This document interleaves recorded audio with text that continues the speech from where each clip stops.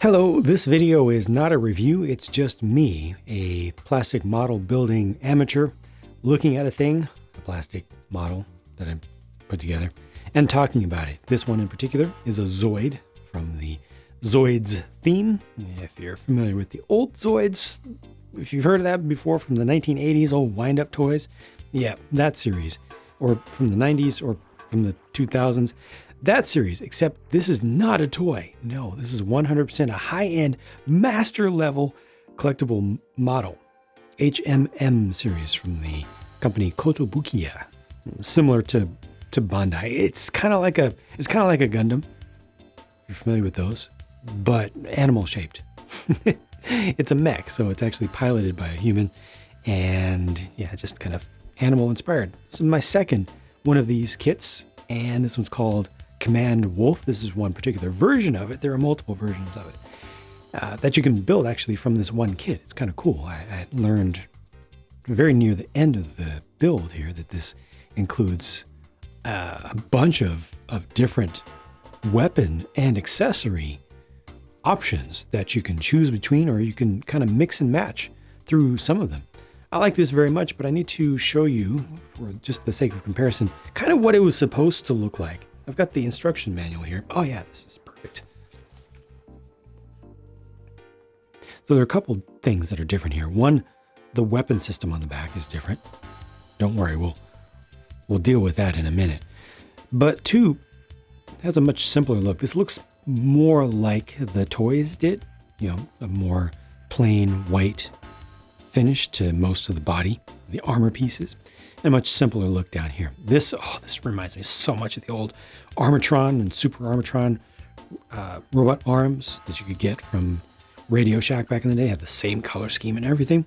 But what I've done is, with my amateurness and very basic tools, because I've not gotten my paint station set up yet, is I've used markers and done a decent, well, I shouldn't even call it decent, done a job of trying to get a little bit of detail into this thing. So I probably went a little bit too far. Probably should not have fully put on the gold and the silver down here, but all the lines are inked in. I originally started off with just brown ink for the lines, or the panel lining, but I found that to be just too opaque and also too saturated. It ended up looking too red. This white is not a pure white, it's a very creamy white, so I thought I could kind of dip into that Noctua fan kind of look with the cream and the brown. Didn't work out so well, so I ended up removing some of that, taking it, just dialing it back, and then mixing in a little bit of gray as well. So you'll see different colors. The gray and the brown are both present, but all of them have been just dialed back within the white areas. And then for some of these areas, it just, like, again, just used a little bit of marker, a little bit of dry brushing on there. Yeah, just markers. Did put on some of the decals for this. You see a little bit of paint detail down in there.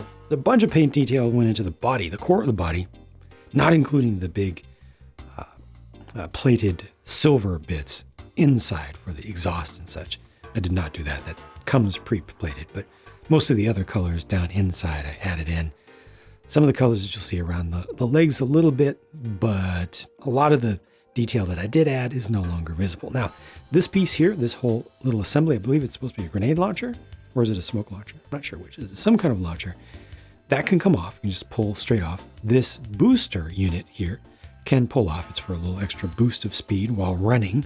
I did not paint the back of it. I don't know how that's supposed to look. And I'm not sure if I'm going to keep these on here, so I didn't put the extra work into that just yet. Oh, and over on this side, there's an additional gun, right? A Gatling gun. Did very little detailing on that, but this can also be removed. And then up here, I did not plan to use this gun unit, this twin cannon unit, as the final display one, which also has these kind of ear-shaped shields off to the side.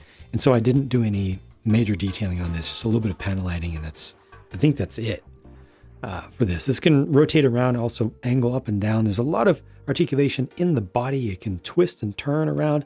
I'm personally just not that interested in messing up the pose, just to have to put it back, because this is a real casual thing. This is just me sharing a little bit, especially for folks who watched me building a kit like this on Twitch wants to see what it looks like when it's done. So here's what it looks like when it's done without me adding in extra stress and extra stuff to do.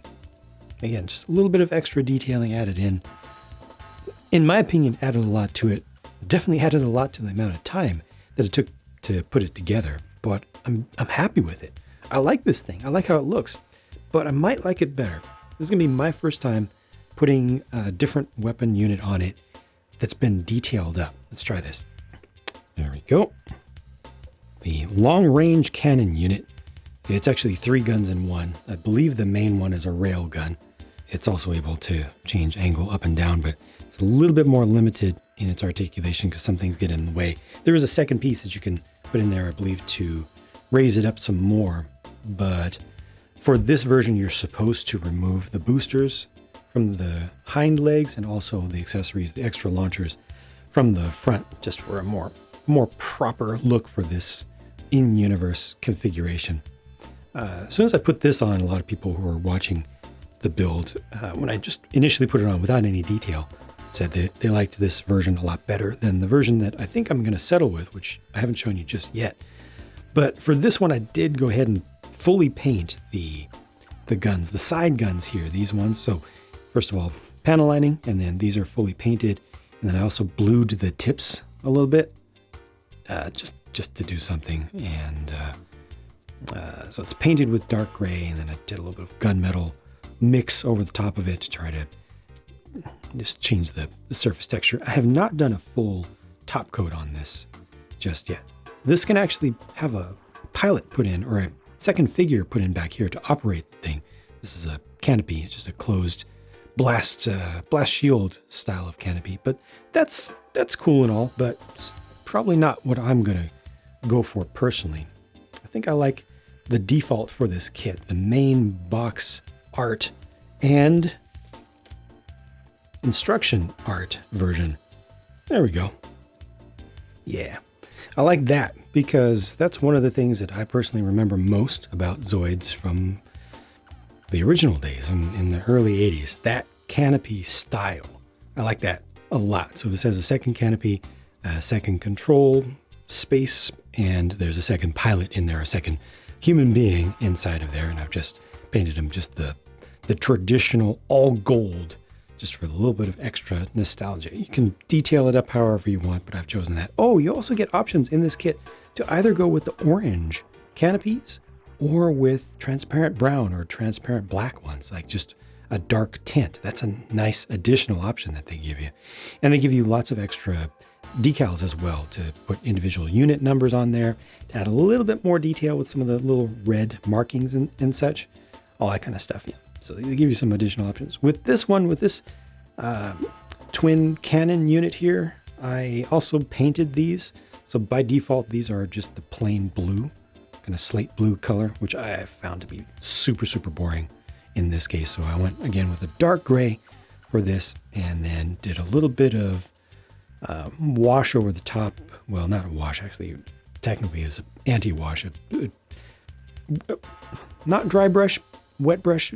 I don't know the names of technology. Put some additional paint over it. That's the gunmetal in some areas, and then just a little bit of dry brush on top of that as well. And then blued the tips over here just a tiny bit. Again, just using the most basic materials. So the paint itself comes from markers. I'm using Q-tips and stuff. I don't have my painting station set up. Okay, I just don't. So I'm doing what I can within reason quickly with what I have. Eventually, I'll do all the bruh stuff, all the official stuff that you're supposed to do. But for now, I'm just having fun.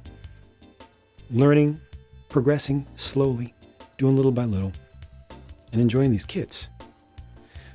Technically, this version should have also the extra stuff removed, because only the version that has this weapon unit on it should have all those extra things. I don't remember exactly which designation that variant is called, but I don't care, because I'm just going to set the thing up however I want, and I believe this is how I want it because of that canopy right there.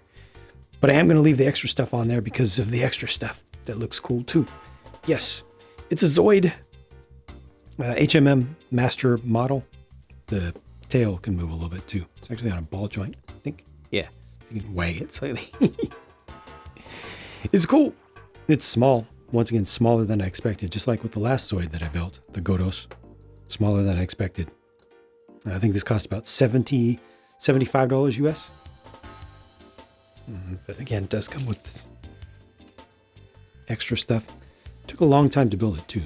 And part of that was from detailing it, but it just has a lot of really interesting surface detail that molded in that I didn't want to waste. I didn't want to let go to waste. And as I continue to learn, I will get better at doing the details and things. I'll learn the techniques that everybody else knows. I probably have the materials already, just I don't have the space to use them. And yeah, continue to progress. But for now, this is going on display, and I will keep trying to get caught up on this channel with kits and also knives and other stuff. Thanks for watching. Bye for now.